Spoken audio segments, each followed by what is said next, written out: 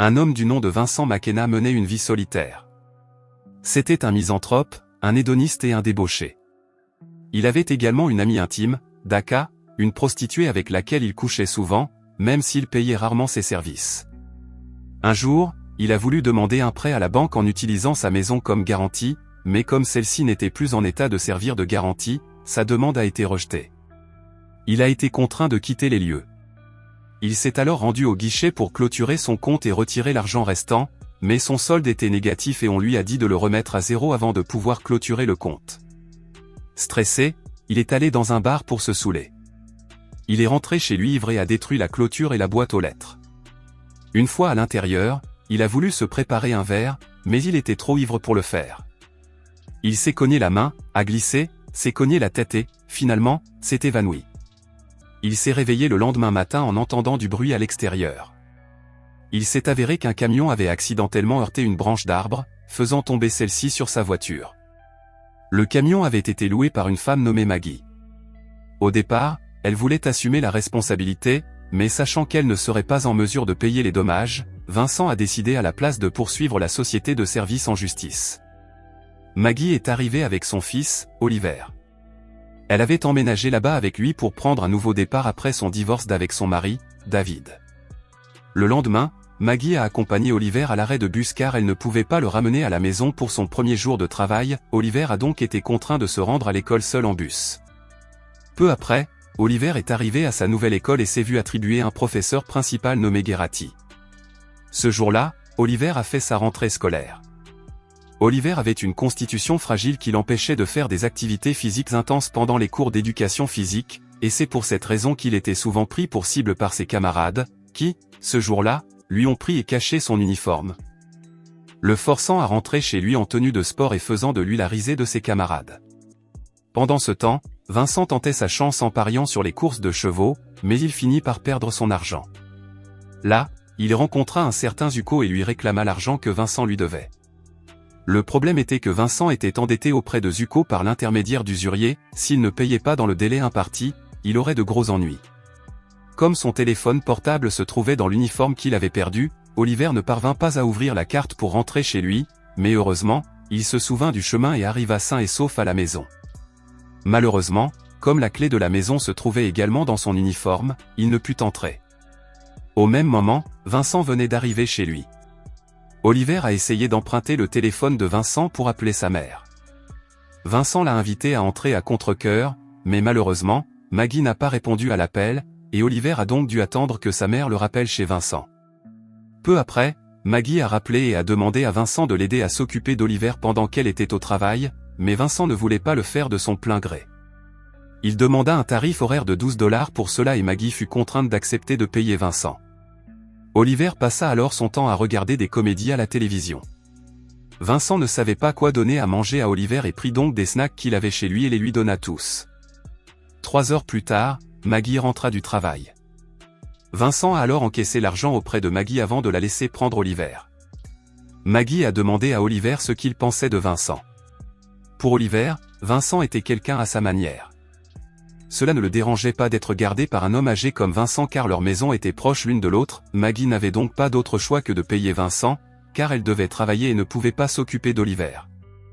Un jour, pendant sa pause, Maggie s'apprêtait à aller chercher Oliver à l'école, mais on lui a dit que le règlement de l'hôpital interdisait aux infirmières de quitter l'hôpital pendant leurs heures de travail.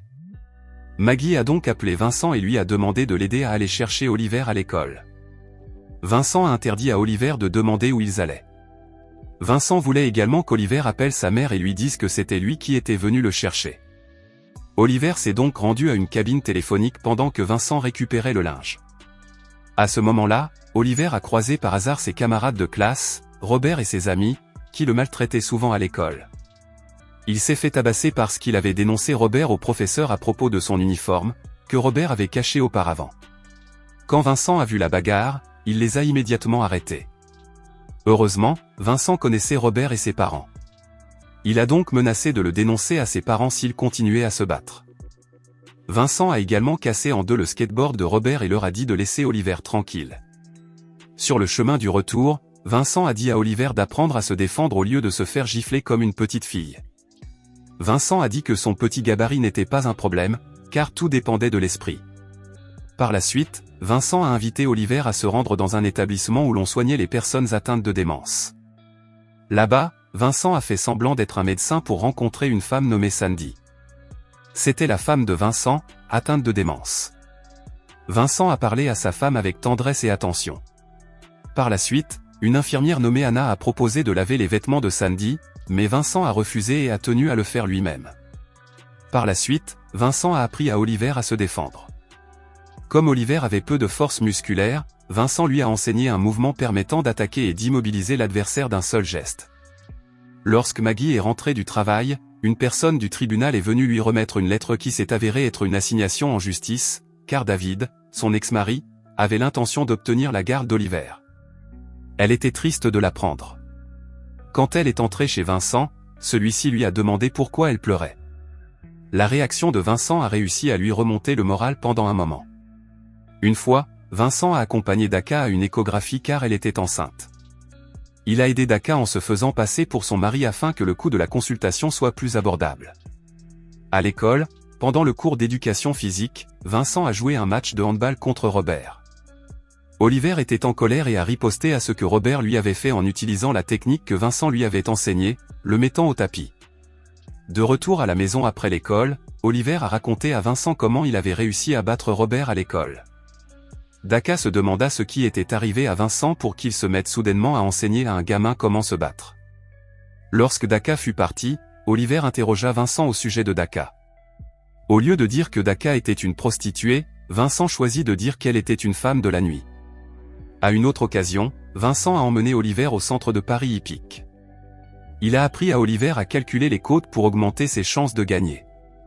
Oliver a ensuite parié avec assurance en choisissant un cheval avec son argent, tout comme Vincent, et à la fin de la course, leurs chevaux ont gagné. Avec cet argent, Vincent en a mis un peu de côté, a remboursé sa dette à la banque et a clôturé son compte. Ensuite, tous deux ont dépensé le reste pour s'amuser, ils ont acheté à manger, jouer et manger dans un bar qu'un gamin comme Oliver n'aurait pas dû fréquenter. Au même moment, après le travail, Maggie a reçu un message vocal de l'école d'Oliver l'informant de l'incident au cours duquel Oliver avait frappé Robert jusqu'à le faire saigner. Comme Vincent était ivre, ils sont rentrés en taxi. Maggie était en colère parce que Vincent avait emmené Oliver sans son consentement. Vincent et Maggie se sont disputés parce qu'on n'avait pas dit à Maggie qu'Oliver se battait à l'école. Vincent a répondu que c'était parce qu'elle était rarement à la maison. Maggie a dit que Vincent était égoïste, même si elle savait tout de lui. Un jour, Maggie a rencontré le directeur de l'école d'Oliver et Geraghty pour discuter des problèmes d'Oliver. Maggie a été contrainte de raconter ses problèmes familiaux, à savoir que David avait souvent eu des relations extra-conjugales jusqu'au divorce et qu'à présent, David voulait la garde d'Oliver, ce qui a permis au directeur et à Geraghty de faire preuve d'empathie et de comprendre ce qui était arrivé à Oliver. Pendant ce temps, Oliver et Robert ont été punis et ont dû nettoyer les toilettes. Il s'est avéré qu'ils avaient quelque chose en commun, tous deux avaient été abandonnés par leur père alors qu'ils n'étaient encore que des enfants. Contre toute attente, cette punition les a rapprochés. Robert a finalement rendu à Oliver le téléphone portable, le portefeuille et la clé de la maison qu'il lui avait pris la veille. Un jour, une agente nommée Shirley a demandé à Vincent de se rendre à l'établissement où sa femme était soignée.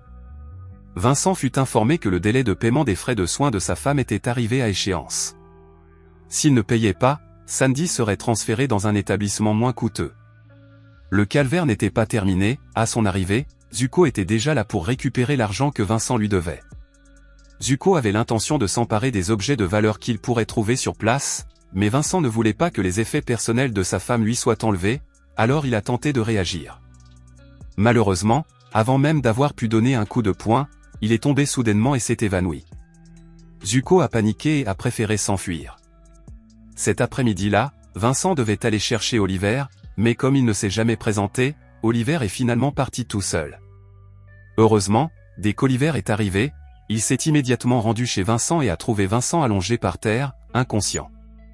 Pour faire court, Vincent a été emmené à l'hôpital par Maggie pour passer un scanner afin de comprendre ce qui lui était arrivé. Il s'est avéré que Vincent avait eu un AVC et qu'il a dû suivre une rééducation pour se rétablir. Un jour, Geraghty a parlé d'un saint en classe et a demandé à ses élèves de faire un exposé sur un saint de leur choix, y compris Oliver. Quand Oliver est rentré chez lui, il a croisé Daka qui cherchait Vincent. Oliver lui a dit que Vincent avait eu un AVC et avait été hospitalisé. Ils sont donc allés rendre visite à Vincent à l'hôpital, où il suivait justement une séance d'orthophonie. Pendant que Vincent était soigné à l'hôpital, Oliver et Maggie l'ont tous deux aidé à suivre ses séances de rééducation. Vincent a finalement pu sortir de l'hôpital. Il a été stupéfait en voyant l'état de sa maison, qui était rangée et propre. En tant qu'ami, Daka a aidé à prendre soin de Vincent, bien sûr pour un tarif de $12 de l'heure, le même que lorsque Vincent s'occupait d'Oliver. Entre-temps, le procès pour la garde d'Oliver a commencé. Malheureusement, David a engagé un bon avocat qui a réussi à rassembler des preuves, notamment le fait qu'Oliver, confié à Vincent, était souvent emmené dans des bars et des établissements où l'on pariait sur les courses hippiques et qu'il fréquentait souvent Daka. C'est à ce moment-là que Maggie a découvert que Daka était une prostituée. Ces preuves lui firent perdre le procès et elle dut partager la garde avec David. Maggie alla voir Vincent et se mit en colère contre ce qu'il avait fait dans son dos, mais au lieu de s'excuser, Vincent reprocha à Maggie d'avoir laissé Oliver fréquenter une personne comme lui. Après avoir quitté l'hôpital, Vincent trouva de nombreuses lettres et messages sur son téléphone. Vincent fut surpris de trouver cet message d'Anna l'informant que Sandy était mort. Le lendemain, Vincent rendit visite à Shirley. On lui remit une urne contenant les cendres de Sandy. Comme ils étaient sans nouvelles de lui depuis une semaine, ils avaient été contraints d'incinérer Sandy, comme Vincent l'avait prévu auparavant au cas où Sandy viendrait à mourir un jour. Pour se débarrasser de la tristesse qui l'accablait après la mort de sa femme, Vincent a jeté tout ce qui la concernait. Il a également jeté à la poubelle toutes ses affaires dans la chambre. À ce moment-là, Oliver l'a vu et a décidé de récupérer les affaires que Vincent avait jetées. À l'école, Gerati a rappelé à ses élèves le devoir à rendre, ainsi, après les cours, accompagné de Robert, Oliver a fait des recherches sur Vincent, qu'il avait choisi comme sujet de son exposé. 2 semaines se sont écoulées. Ce jour-là, les élèves devaient présenter leurs exposés sur scène à l'école. Daka a fait semblant de demander qu'on l'accompagne à l'hôpital, alors qu'en réalité, elle a emmené Vincent voir Oliver qui présentait son devoir sur scène. Bref, c'était au tour d'Oliver. Oliver a dit que les saints ne sont pas seulement des dévots, mais qu'ils peuvent aussi être de simples gens ordinaires respectés pour leur engagement et leur dévouement envers les autres êtres humains. Pour certaines personnes, Vincent ne méritait peut-être pas d'être appelé saint car il semblait être un gros buveur, un fumeur invétéré et un joueur qui aimait jurer et mentir, mais au fond de lui, Vincent était une personne bonne et au grand cœur.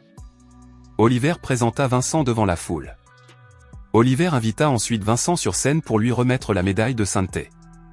Un jour, ils se sont tous rendus à l'hôpital car Daka était en train d'accoucher. Depuis lors, Vincent a vécu avec ses voisins affectueux, Maggie, Oliver, Daka et son bébé, et parfois Robert, qui venait souvent leur rendre visite pour manger ensemble ou fêter quelque chose.